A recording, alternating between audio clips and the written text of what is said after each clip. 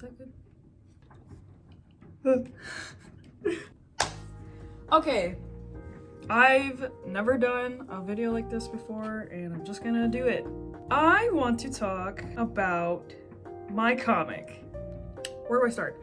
Where do I start? My graphic novel is called What We Leave Behind, and my main character, Petra, and her color-changing cat, Carbon, are explorers of these underground tunnels under and around her city of Eve. And in this city, it's really congested, but kind of fun. Think about like really congested, like New York, I guess. I have been working on this project since last October. It was around this time last year where I had just graduated in May, and I was like, okay, you know, post-grad slump, kind of get out of it, whatever. And I was like, I should really like start a project. And my then partner was like, oh, what do you like right now? Like, make a story about things that you're interested in right now. I was like, okay, what am I interested in? And at the time I got into like urban exploration on YouTube. I'm still like really interested in urbex on YouTube. So people basically like trespass onto these like old abandoned places, usually with a lot of history to them. I'm thinking like old factories, houses, like abandoned mansions, schools. Sometimes I saw like this one video of this guy like going into like the old tunnels of subways in New York, which was cool. I love the eeriness of a really strange place that you may or may not have been to. It feels familiar and it feels scary. I was watching a lot of things about liminal spaces. I was like, yeah, I really want to write a story about isolation and the feelings you get when you look at like an old abandoned place. You're like, this used to be full of life and now it's not, and it's like falling apart. But also there's so much rich history and there's things that people leave behind everywhere. So that's where my title came from, What We Leave Behind. There are so many things that we're gonna leave behind as a human race, and it's kind of interesting to want to explore that. Originally it was going to be a 10-page story, and then it very quickly ballooned. I started writing and it very quickly ballooned into like a graphic novel. It's scary, it's new, I'm learning a lot just by drawing and doing research.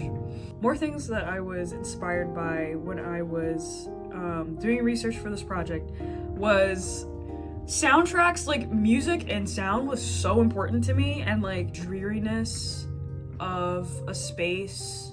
How does that sound? Playlist that I have for What We Leave Behind that when I was first drawing, like listened to exclusively to get me into the zone. I will reference The Caretaker. It's a project chronicling the process of Alzheimer's through music, basically, and it's disheartening. It's fucking sad. It hurts to listen to. It's so distant and so familiar, and I'm like, that is exactly like the lane I'm trying to go into. Often when I draw, I like to listen to like Silent Hill playlists, and people like put like a lot of like music and stuff that sounds like the feeling that Silent Hill gives you. I'm not a Silent Hill player, don't come for me. I don't know anything about Silent Hill. Whatever the feeling Silent Hill gives you, you're gonna like my graphic novel. You're gonna like What We Leave Behind, because that is exactly the type of feeling I'm trying to invoke. Very dreary, very lonely, very mysterious. Then I started thinking about pitching. How would I pitch this project anyway? There were no other characters. It was just walking around these tunnels trying to find her way back home, but I didn't show her home or anything like that. I had none of that fleshed out. There was no cat, there's nothing. So then I started doing more research about like underground bunkers and like 1960s Cold War era sentiment. Like the feeling that any day could be your last is definitely something I was like pulling from. So that's where most of my research kind of led me down in that rabbit hole. And I ended up finding some research about scientists today are trying to figure out how to tell humans or whoever in the next or like in 10,000 years ahead of, you know, in the future, about our nuclear dump sites and how to warn them about not opening these forbidden tombs of nuclear waste. Currently, we're leaving behind like tons of nuclear waste that we don't know what to do with. We can't dump it in the ocean, that's crazy. We are finding solutions to this problem by burying them in mountains, and I'll put some links or whatever down below to show you guys like what I like the research and stuff. But basically the question is, how do you tell humans in 10,000 years not to open the nuclear dump sites? Don't do that. Don't do that or you'll kill everybody. That was like the biggest thing that like blew my mind open. So they were encouraging science fiction writers to chime in on this conversation. Nuclear scientists, biologists, even musicians to help answer this question. People were saying, some philosophers were saying like prevalence of myths and mythology in human culture carries throughout time, telling these made up myths or fables or stories about like forbidden lands, the nuclear sites, to not go there, or like the bad things that happen to people when things, you know, when those things are opened, and then like generating them into like myths and a mythology to carry down through generations. Some biologists were saying, what if we bioengineered cats?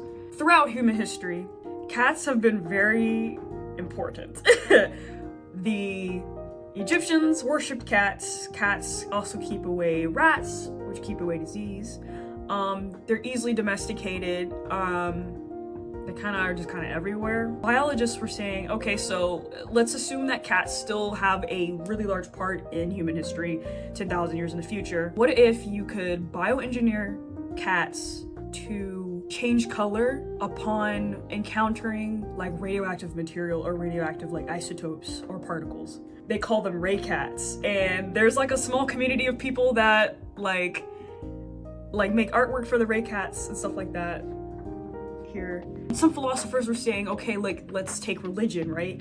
Taking from Catholicism, like the priesthood. What if we had an atomic priesthood, which is like a hierarchy of people, like maybe like religious figures who would carry these myths down, or stories or tales or whatever, to disseminate across a group of people, and that would obviously get, you know, told, whatever, about these forbidden sites, the nuclear sites. Yeah, and it goes down into design, also like, how do we tell people in 10,000 years who might not even speak any language spoken on Earth, or some kind of combination of whatever, or whoever's left on Earth?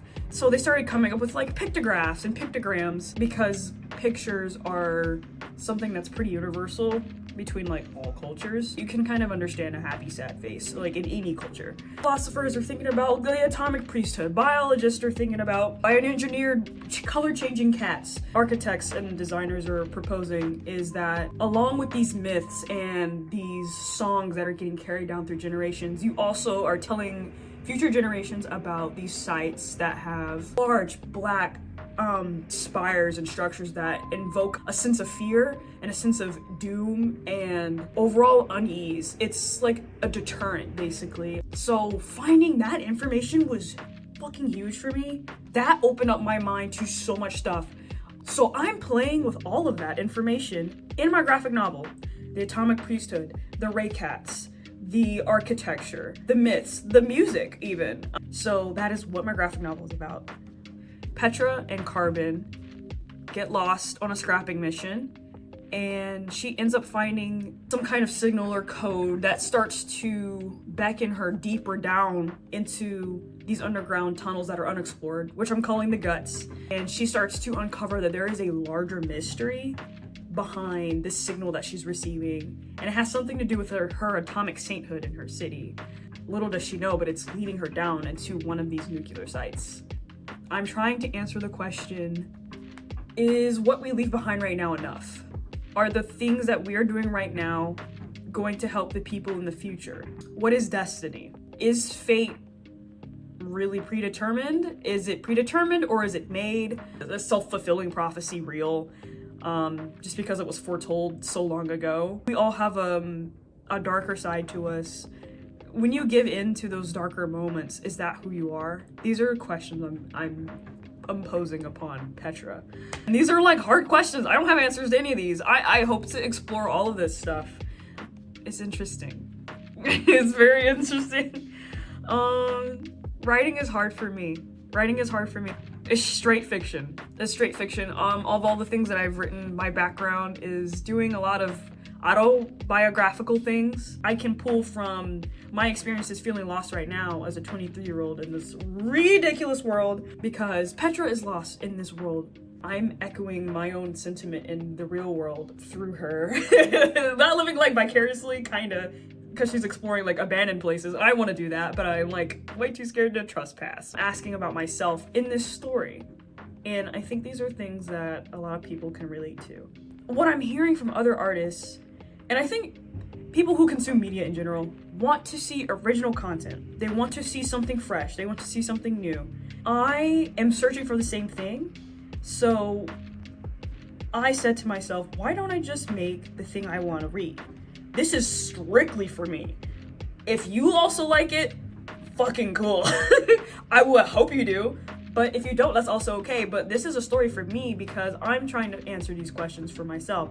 How would I handle this situation with our nuclear waste? Does it work? I'm taking one of the chapters in my graphic novel to just kind of break it out like it's a teaser. I looked back because this is my storyboard where I have all of my notes. I haven't touched it in a while. That's like the grander story, so I decided to kind of like narrow in on one of the stories. In Fishbone, I am introducing Carbon and Petra, and Petra is lost in the tunnels. She has a faulty map and she's missed a couple of turns, and Carbon ends up running away and she has to go find him, and she ends up coming upon this village full of dead fish people. There's fish bones everywhere.